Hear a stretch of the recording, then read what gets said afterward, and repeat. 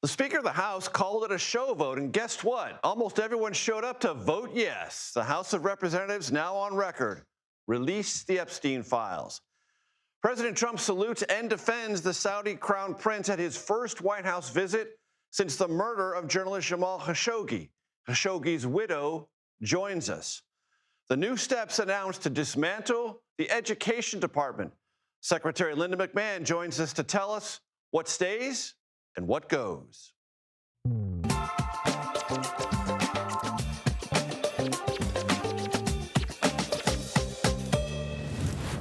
Hello, everyone. I'm Major Garrett in Washington. Welcome to the Takeout. The House vote to release all the Epstein files was 427-1, as close to unanimous as you can get. But let's you and I go back in history to August of 1996. Yes, 1996. That marked the first time a victim of Jeffrey Epstein, her name was Maria Farmer, contacted New York police and the FBI. There was no follow-up. Maria's sister, Annie, has been on this program. She is another Epstein survivor. From that August in 1996 until now, there have been many efforts to unlock the secrets behind Epstein's money, influence, and uncanny ability until nearly the end of his life by suicide for him and his accomplices to avoid exposure and criminal accountability. Today's House action turns those tables ever so slightly. Several survivors looked down from the House gallery and applauded the final vote. Quick reminder here, President Trump could speed all this up by ordering the Justice and Treasury Departments to release all the Epstein files. Several survivors spoke before the House proceeding today. On this program, as we have said many times, survivors speak first. This is Jenna Lisa Jones. I beg you, President Trump, please stop making this political. It is not about you, President Trump. You are our president. Please start acting like it. Show some class. Show some real leadership. Show that you actually care about the people other than yourself. I voted for you, but your behavior on this issue has been a national embarrassment. This is Haley Robson. To the President of the United States of America, who is not here today, I want to send a clear message to you. While I do understand that your position has changed on the Epstein files, and I'm grateful that you have pledged to sign this bill, I can't help to be skeptical of what the agenda is. I am traumatized. I am not stupid. Advocates for the release of the Epstein files fear the Senate will delay action with amendments. Notably, the Senate Majority Leader, moments after the House vote, said he assumes that body will, quote, move fairly quickly, unquote, and that amendments were, quote, not likely to happen. In fact, the Majority Leader said this bill, just passed by the House, could pass the Senate as early as tonight. We'll stay tuned on that. Of course, there's also the specter of the Justice Department holding things back by claiming new investigations ordered just last week by Trump into Democratic targets, meaning sand could find its ways into the gears. The House Speaker voted for this legislation, even as he denounced it as flawed. With so many pressing issues on our plate, just very frustratingly to us, the Democrats are delaying that work even further with a political show vote. They're forcing a political show vote on the Epstein files. Congresswoman Marjorie Taylor Greene, attacked by Trump for refusing to take her name off the discharge petition that, of course, forced House GOP leaders to put the Epstein files legislation on the floor for a vote, said this by way of reply to the president. And he called me a traitor for standing with these women and refusing to take my name off the discharge petition. Let me tell you what a traitor is. A traitor is an American that serves foreign countries and themselves. A patriot is an American that serves the United States of America and Americans like the women standing behind me. Let us be clear. No administration has clean hands on the Epstein matter. The record is unequivocal. From that first police and FBI report from Maria Farmer in 1996, authorities of all kinds have done much less than they could have, much less than they should have. Civil litigation has pulled back some of the curtain. So has the prosecution of Ghislaine Maxwell, an accomplice of Epstein's. But the survivors sense deeply that much more can be learned. Today, the House of Representatives made that learning just a bit more possible. Isn't politics, after all, the art of the possible? Nicole Killian joins us now from Capitol Hill to break it all down and explain how the day unfolded. Nicole.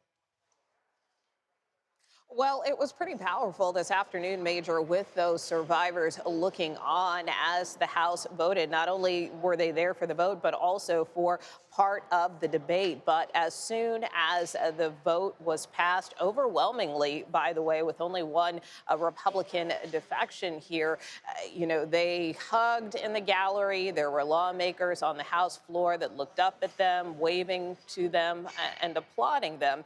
And so, as one survivor, Jenna Lisa Jones, who you just played a soundbite from her there, told me, this is the most hope that she has ever had in some time. Keep in mind, some of these survivors had come here to Capitol Hill earlier this fall, and, they are tired of this issue being politicized. So to see this vote here today in the House, potentially even as soon as tonight in the Senate, is very gratifying for them. Also gratifying for the bill's sponsors, Congressman Ro Khanna, who sponsored this measure, along with Congressman Tom Massey, who filed the discharge petition that ultimately forced this vote. I asked Congressman Khanna what this vote meant to him. Take a listen.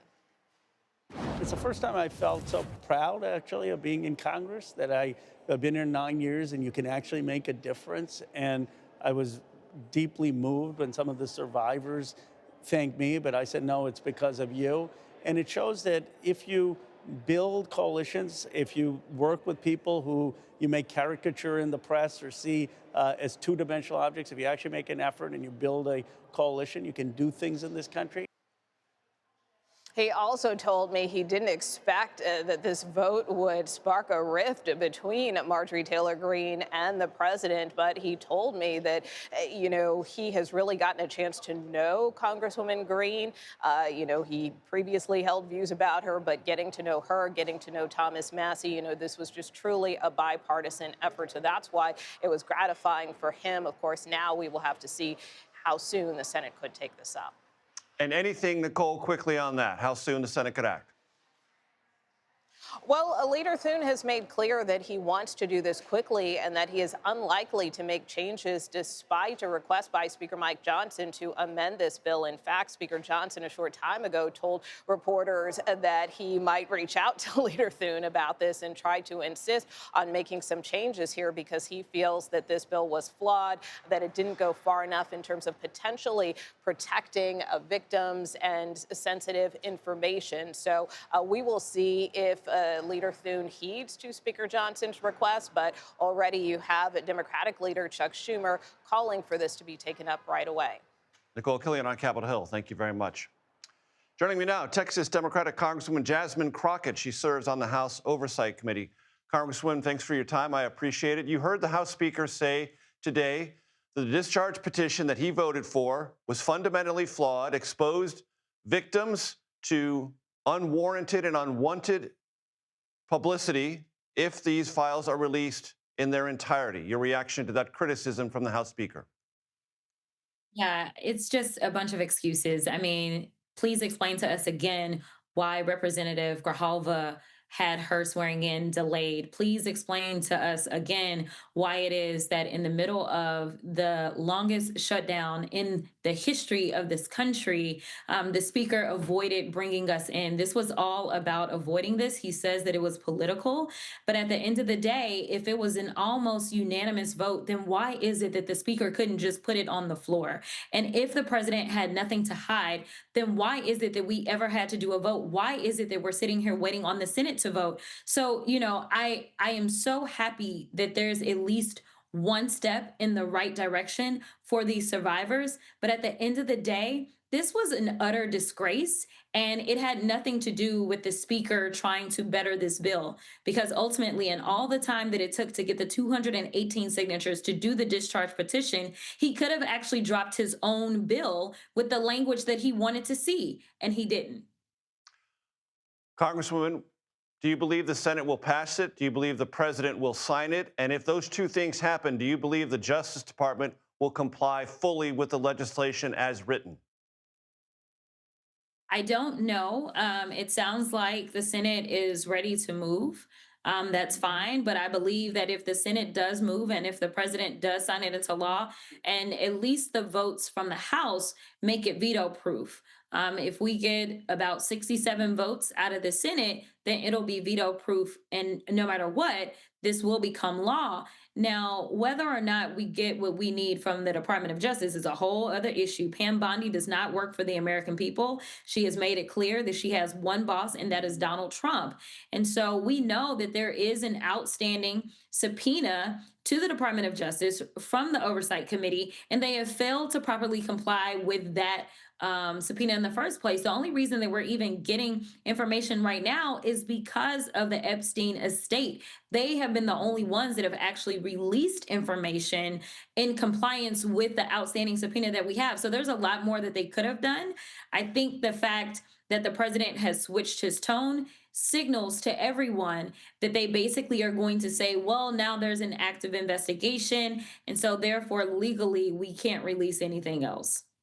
Congresswoman, the Treasury Department is also involved in this, according to Ron Wyden, the senior Democrat on the Senate Finance Committee. He and his staff have put together a long list of things in the possession of the Treasury Department. Do you also want the Treasury Department to be included in anything that is released by the Trump administration? Absolutely. One of the things that we had actually talked about when we had a closed door meeting with the survivors earlier this year, along with the speaker, was the speaker said, hey, I'm committed to doing everything that I can. And then obviously he did nothing. But one of the things that we talked about in that closed door meeting was that we needed to expand the breadth of this investigation. And we didn't just need subpoenas that were coming from the Oversight Committee, but we needed some out of financial services as well, so that financial services could be digging in, because that is the equivalent of the specific committee that oversees Treasury. We know that there were signals because of the type of suspicious activity that was taking place as it relates to Epstein. We know in talking to survivors about how much money was kind of going in and out with wires internationally. And we also know that there seems to be a lot of shell corporations that have been set up not only in the United States, but internationally, a lot of shell and fake modeling agencies that these girls would kind of be run through. We also had been told that there had been a mechanism to make sure that they could get immigration papers that were not necessarily had not necessarily gone through the proper vetting and done correctly, as well as some fake marriages. So there's just a lot. And the thing is, you can't pretend that this sophisticated system was only reliant upon two people. Yes, these two people may have been at the top, but with the level of sophistication, I'm just not sure that there's still not activity that is going on. And that is why this matters even today. I know you went back to the 90s, and yes, you're right. There has been a miscarriage of justice for so many decades. But the question is, by ignoring this, are we still allowing for those same loopholes to make sure that children and women are being victimized today? Texas Democratic Congresswoman Jasmine Crockett. Congresswoman, thank you. I appreciate the time very much. Absolutely. Saudi Crown Prince visited the White House today. It's his first visit since U.S. intelligence concluded that Mohammed bin Salman, the Crown Prince, approved the brutal 2018 killing of Washington Post journalist Jamal Khashoggi. But it was all smiles at the White House today. President Trump defended the Crown Prince when asked about his role in Khashoggi's death. You're mentioning somebody that was extremely controversial. A lot of people didn't like that gentleman that you're talking about. Whether you like him or didn't like him, things happen, but he knew nothing about it, and we can leave it at that. The White House. Busy day at the White House. Nancy, take it away.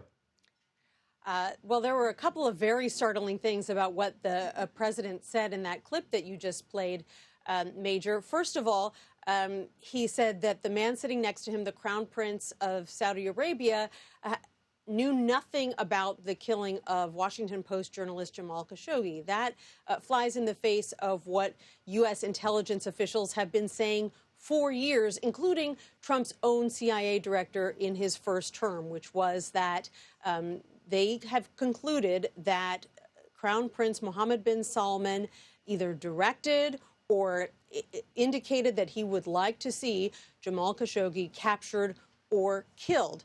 So the president, saying exactly the opposite today was startling, as was the fact that he said that Khashoggi, was very controversial and a lot of people didn't like him, and so things happen, almost seeming to imply that perhaps Khashoggi had it coming. The other thing that was very surprising in that meeting, Major, was how angry he got at the reporter who asked him the question when one would have to assume, if inviting the Crown Prince for the first time to the U.S. since that killing in 2018, that question would probably be at the top of the list for reporters. And Nancy, as you well know, at the White House, there are lots of ways to welcome a foreign dignitary. The Crown Prince is not a head of state, but he is in line to become the next king of Saudi Arabia. This was not a state visit, but it had many trappings very close to that.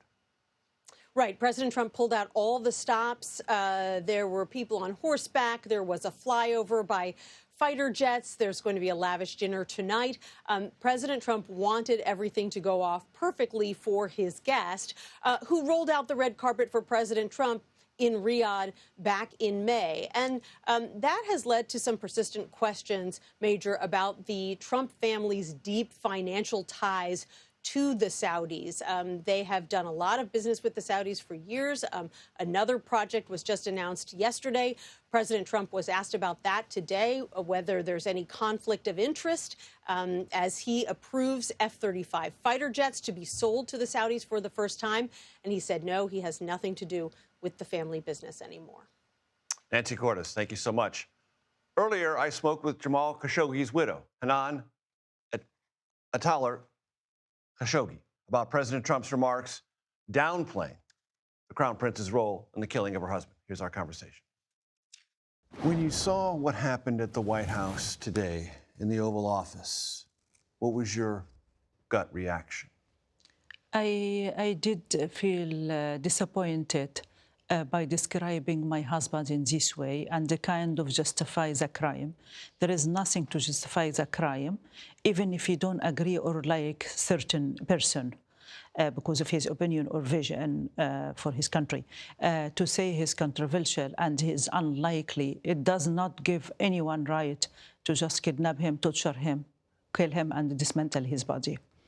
Yes, and it did hurt me a lot. And it's taken away as well. It's looked like taking away the freedom for the journalists to do their job. And it will be... To ask the question. To ask the question. And it will be, what is the difference then between U.S. and any dictatorship Middle Eastern country? We'll get to what the Crown Prince said in a moment, but the president, referring to the Crown Prince, said he knew nothing about it. How did you react when you heard the president say that? It was so devastated for me as well, because the Crown Prince himself, he did accountability in 60 Minutes interview in 2019. He said, I'm responsible as a leader, but he did not do anything beyond that. He admitted verbally. He took responsibility verbally, but he did not take any action to show the world there is a rectifying of this crime. I'm talking about the action should be taken, transparent trial for the 18 man who performed the crime. And I did not receive an official apology myself as a wife. They destroyed my life, they taken my lover, and they killed me with my husband. I have 7 years of hell, sir. And they did not even look after me, and they used the spy material in me before I fled from Middle East to US. All of this not being rectified. If he take accountability verbally in 60 minutes, there is things need to be done to show really he's accountable for it. There is an action behind this verbal accountability, which did not happen. You just said 7 years of hell. It is. What do you mean by that? It destroyed my life. They inverted my life, infiltrated my devices. They watched Jamal through me. This is what I discovered when I came to America after I cooperated with the Pegasus project with the Washington Post. They seek my help, which is I did help. And I discovered they was watching me since 2017. away before they killed Jamal to track him because we saw... The Saudis were watching you? Emirati, Emiratis by were Bush. watching. I grew up in Dubai, yes. But in collaboration with the Saudis? Absolutely, absolutely. Why Emirati will watch me? I was a cabin crew with Emirates for 22 years. I'm not a public figure or a politician to be watched. They watch me to track my husband because I'm a closest one to my husband. I was sharing his mission and vision. I'm the one that was supporting him in his exile. I was speaking up, putting in my social media, but it's fire back in me. They choose to destroy my life. They detained me many times in Dubai. I've been put in under house arrest. I've been tortured until I decided to flee to America. And then they killed your husband? And killed my husband and make my life hell. I'm isolated. I'm living away from my family. And it is very painful for me, sir. Today is the most painful day for me as well. I want to read to you what the Director of National Intelligence, Avril Haines, released in an unclassified form in February 2021. Quote, we assess the Saudi Arabia's Crown Prince, Mohammed bin Salman, approved an operation in Istanbul, Turkey, to capture or kill Jamal Khashoggi. We base this assessment on the Crown Prince's control of decision-making in the kingdom, the direct involvement of a key advisor and members of Mohammed bin Salman's protective detail in the operation, and the Crown Prince's support for using violent measures to silence dissidents abroad, including Khashoggi. That's the U.S. government. How do you know this? My lawyer, she did read the report. I did not read it myself, which is, it's very painful for me if they taken this decision. I'm not sure 100% the order being given by the Crown Prince himself, because I don't have the tools, I don't have that intelligence, I don't have a country to support me to dig in and to make sure. But I believe the crime has happened. There is a lot of things have to be shown to show the world they regret, and there is some change, vital change to be happened to show the world, yeah, we're not going to this crime again. You can watch the rest of my interview with Hanan Khashoggi on YouTube, or you can listen to it on your favorite podcast platform. Still to come, the Trump administration announces its plan to dismantle much of the education department. Secretary Linda McMahon joins me next to outline the details. It was the redistricting push that led several other states to follow suit. Now a federal court is weighing in on Texas's new congressional map that favors the GOP ahead of the midterms. And can MAGA recover from its Epstein rift? How the fracture may be worse than just President Trump's flip-flop on releasing of the files. Our political panel will talk about that and much else later. The Takeout returns in 90 seconds.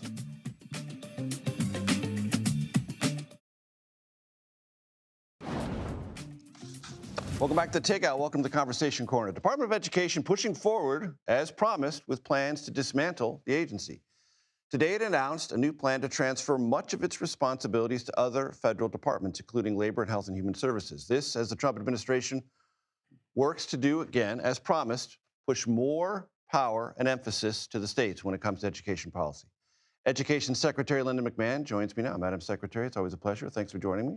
Thank you, Major. It's a pleasure to be here. So what stays and what goes? Well, at this particular point, we are doing what I call some testing. Okay. We are not permanently transferring programs to different agencies because Congress does have to approve of that. Right. So what we're doing is it's almost like contracting, you know, with the agencies. We've already signed one. They're called interagency agreements with the Department of Labor. We did that a few weeks ago. And so we detailed some personnel over there. We still have control. We have management responsibility. And the cost of that program is still coming out of the Department of Education. So I call it a proof of concept. I see. I think we're a pilot program? It's like a pilot program, and because I want to prove to Congress that these transfers of programs are more efficient and that they work. And so if we can do that, then hopefully then we can get Congress to vote and to codify those transfers and make it a permanent move. Brass tacks. There are three big priorities: special education, impoverished districts in our country, civil rights enforcement. All three of those are going to still be done. Oh, they will all still be done. They were done before there was a Department of Education.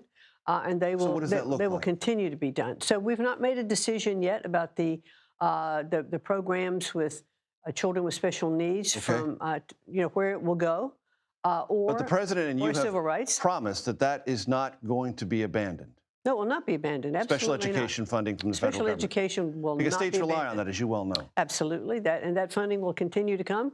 As I said, it came before there was a Department of Education. Title I funding happened before there was a Department of Education. And since the Department of Education has been established, we've spent $3 trillion to watch our test scores continue to go down. We are clearly doing something wrong. And the president has made it very clear that he believes the best education is that's closest to the child, working with local school boards, with parents, with governors, and with state superintendents. And it is his intention, clearly, to transfer education back to the states. From your perspective, Madam Secretary, how long will it take to fairly evaluate the success or workability of these pilot programs, transferring authorities out of the Department of Education? I'm not quite sure. That's why this is a pilot program. We're going to see. As I said, we've done the first program with the Department of Labor. That was done before we had a shutdown. We might have been a little further along at this particular point. But today we did a press release announcing that we were signing 6 additional ones of these. They're called interagency agreements. It's done very commonly all through government. And it is like this subcontracting or pilot program, if you will. So we'll do a couple of more with the Department of Labor, and then with a couple with HHS, one with state, and one with Interior. And as you indicated, Congress is going to have to evaluate this as well, because you can't make these changes permanent without Congress's approval. That's correct. Got it. So Brown, Dartmouth, MIT, University of Arizona, University of Pennsylvania, USC, University of Southern California, University of Virginia, all said no to the compact on educational excellence. University of Texas, Austin, not sure. Vanderbilt, not sure. What's the status of those 2? Well, here's exactly what the compact is doing. That was kind of Compact 101. We wanted to get input, from the universities. We wanted to hear what they had to say. What were their suggestions for returning excellence to higher education? All of those universities have said clearly they believe there are some issues that need to be addressed. So we're now we're in a listening mode where we want to bring in different universities to get their input, so that we can make sure that we are returning universities to places of truth seekers and learning. And so that's what we're about now. So if I hear you correctly, Madam Secretary, the language of the compact might be redrafted? Yes, this was a preliminary. Not compulsory? Definitely not compulsory. You can't, no, we're not compelling. We hope to have input from the university so that we'll continue to work with them and raise that level, of education. We have issues that we've been dealing with that many of these institutions do not want on their campuses, and I've had conversations with many of the presidents or chancellors. So the no's from the institutions that I listed, that does not end the conversation from your perspective? Oh, clearly not. Okay. Clearly not. A federal judge ruled Friday that you cannot, meaning the Department of Education, take money away from the UC system in California. UCLA has been a targeted school for the Department of Education. Where do things stand? Well, we'll see. We're going to see, what other measures that we need to take. And in the interim, you'll abide by the federal court order. Oh, we will always abide by the law. Okay. Also, in September, the Education Department announced it was investing $500 million in federal grant programs to support charter schools. That's privately organized, taxpayer-funded operations. What's your level of oversight, and do you worry at all there could be any conflict of interest or things misspent in that space? I'm not sure exactly what you're asking.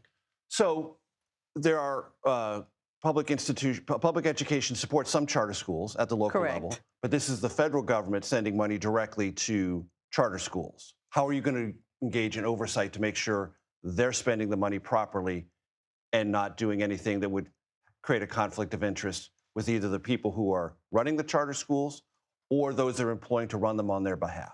Well, I'm not sure exactly which particular program you're talking about, but in the Big Beautiful Bill, one of the first things that we saw the first time is that there is grant money that can go, to private schools and to these, the tax-deductible organizations that will then give the scholarships to students, if that's what you're referring to. And is that a larger effort within the Department of Education to privatize public education in our country? I think that there cannot be enough ways to teach our children. We want to make sure that there are public schools, private schools, homeschooling, religious schools. All of these need to serve, our population with our students. And parents need to have that choice. Parents are the best ones to determine how their kids learn, and they should have that opportunity. They should have the ability to move. And the federal government can be a funding mechanism for all of those things. And the president has clearly said, that no child should be trapped in a failing school, and that parents should have the option to move that child where they believe they can get a better education for better opportunity. I fully support that. It's an ongoing conversation. Madam Secretary, you're always welcome here. Thanks for your time. Thanks so much, Major. Still to come, a panel of federal judges deliver a significant blow to Texas Republicans. The redistricting decision and what it means, what it might portend for the 2026 midterms. That's next. We're coming up eventually here on The Takeout.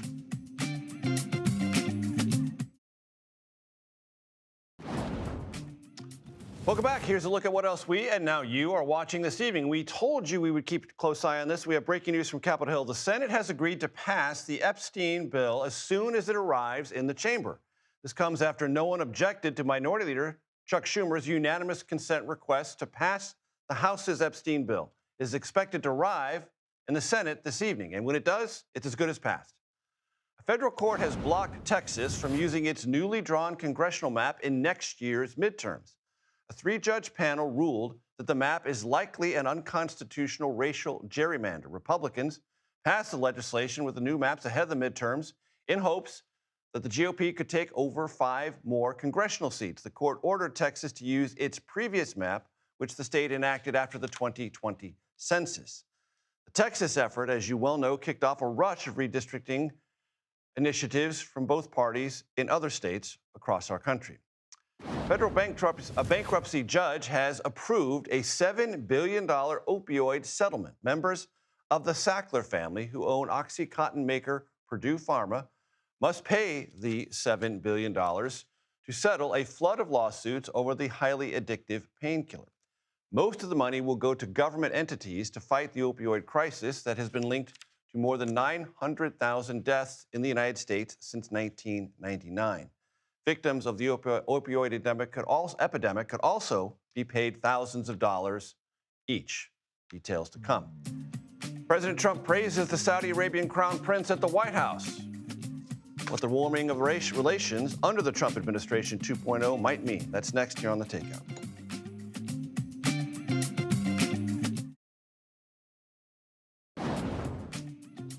Welcome back to Takeout.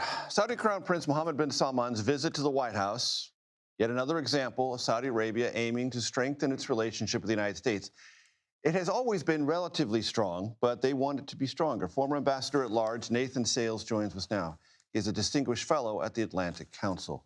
So, a lot was on the table. The Abraham Accords, normalizing relations with Israel, F-35 sales to the Saudi Arabia government. Assess where things are right now and where the Saudis would like to see them head under the Trump administration 2.0. Well, I think both sides have asks of the other side. The Saudis want F-35s, they want a civilian nuclear program, and they want a defense guarantee that's similar to the one that the Trump administration offered to Qatar not so long ago. On the American side, we've got asks of our own. The big prize here is Saudi normalization with Israel. I think President Trump and his team see that as a legacy cementing step. Seems like the Saudis aren't quite ready to take that step yet. Because they want some assurances about what's going to happen to the Palestinians in Gaza and the West Bank. That's right. The Saudis have said our price is a path forward for an eventual Palestinian state. Now, what does that mean in practice? I think there's a lot of play in the joints there that diplomats are going to have to try and figure out. So stay tuned. I think there's going to be some more developments there before you see people signing on the dotted line. The Americans also are going to want to see signs that the Saudis are stepping away from their relationship with China. Last month, the People's Liberation Army Navy conducted joint exercises with the Saudi military. That's not a good sign. We do not want to see our chief geopolitical rival, the Communist Party of China, making inroads with a longstanding ally of the United States. So demands, requests, asks on both sides, that's why you do diplomacy. That's why you sit down face to face to talk through differences of opinion, but also areas of shared cooperation. The United Nations Security Council approved the Peace Council headed by President Trump for Gaza and the West Bank. And yet, there are plenty of reports going on that the Israelis, the Americans, and lots of other interested parties are talking about the future of Gaza, but Palestinians aren't there. The Saudis can't be comfortable with that. I think we're at a hinge point right now with a ceasefire in Gaza, but no firm plan yet for the way forward, because it depends on Hamas. Right. At this point, Hamas has to say yes to disarmament, to handing over power.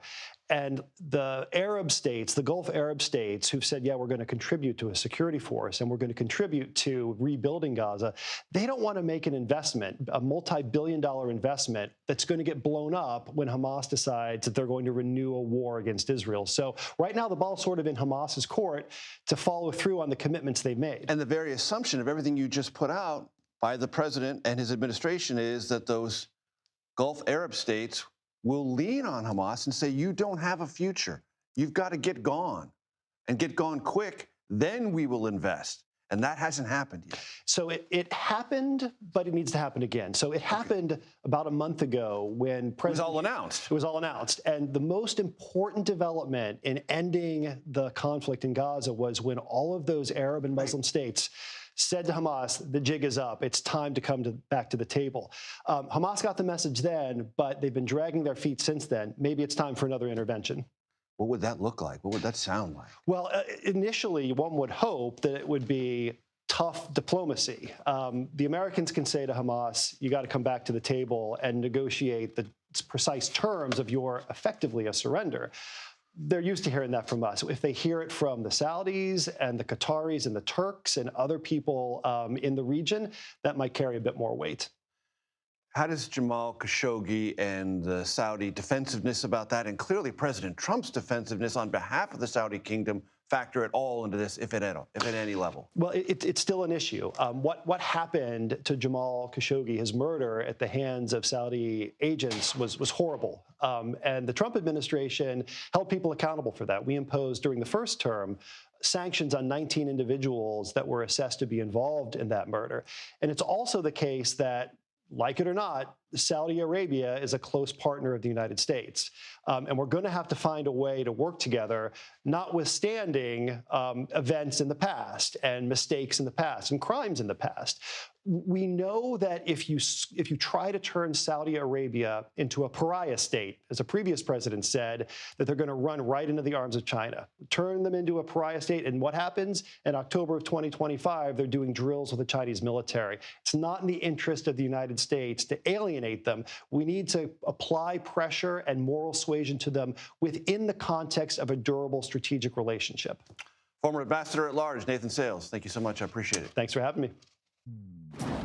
The Senate is on the verge of passing the House's bill to release the Epstein files, this via unanimous consent. But the months-long debate over that showed some cracks within the Republican ranks. Our political panel weighs in next. You are watching The Takeout.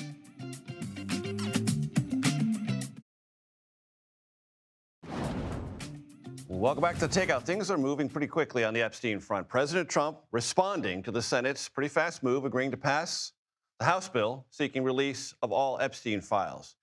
Trump posted on Truth Social that Republicans should focus on their victories and more or less move on. He did not say in that Truth Social post definitively that he would sign the legislation. That is a looming question. Political panel joins me now, CBS News political contributor and Republican strategist Terry Sullivan, former spokesperson to Vice President Biden, Kendra Barkov-Lammy. It's great to have you both with us. Kendra, start us off. Your take on what is a fast-moving Epstein matter after being stalled and held in abeyance for months. See, I would argue that this has been held in abeyance for years. Yes, it has. As the intro to the show made patently clear. Yeah, I would say the fact that we are talking about this as much as we are is great. But the fact that the survivors' voices have gone unheard for as long as they have, and we're still focusing, frankly, on the men and the politics behind this and not as much on their voices, I think should be changed. I think there's been a few press conferences on the Hill where people have heard from survivors, but this has been a long time coming. Epstein was in jail in 2010. He got out, and we are now talking 15 years later that we are finally starting to get to the bottom of it. That jail term was a sweetheart deal for sure on a state charge. Correct. When there was the pendency of a much broader federal indictment just waiting to go put on the shelf. Terry? Yeah. Yeah, look, I think we're all on the same page that sex trafficking of anyone, but especially minors, young girls, is horrific. And I agree. I think this is something like it's sad that in order for it to get the media coverage that it's getting now, it has to be a political issue. When this is just a heartbreaking story of someone abusing their power and being a real monster. And so I think that if there is good out of the politics of it, it's bringing it to light. The reversal of President Trump is rather conspicuous because he was saying this is a hoax. Republicans don't fall for this. You're a fool if you get behind the discharge petition. Then on Sunday, he says it's okay because he knew he was going to lose that vote. Sure. An uncomfortable truth for this president to reconcile himself to. Yeah, Jack Oliver, who's a big fundraiser for George W. Bush back in the days, used to have a famous saying that he said, figure out what's going to happen and be for it. And that's what the president did here, is he figured out what was going to happen and he's for it. Look, I think this is, there's been no smoking gun or any evidence that he's done anything wrong. But I do think that they've mishandled this issue. And it confused a lot of people close to the president. Why the hesitation on this? Why? It confused me. And look, and on the front end, this was much more of a Republican-leaning issue that Republicans cared more about is, let's get to the bottom of this. What happened? Where's the list and all this stuff? So for him to kind of pump the brakes and move away was a bit startling and surprising. I think the whole thing, he just wanted to move past it and wants to focus on other issues. Kendra, do you think if the president signs this legislation that the files will be released from Justice and Treasury? Because Treasury's got stuff on Epstein as well. I think there are so many more files than people even recognize about where they are scattered everywhere. And I would just say to the Trump administration how badly they bungled this. They brought influencers in very early on in this administration. Oh, to get the binders. To get the binders. And that is making a mockery. And the binders had very little in it. The binders had nothing in there that was remotely new. They made a mockery of the entire Epstein process, and they have bungled this from the start.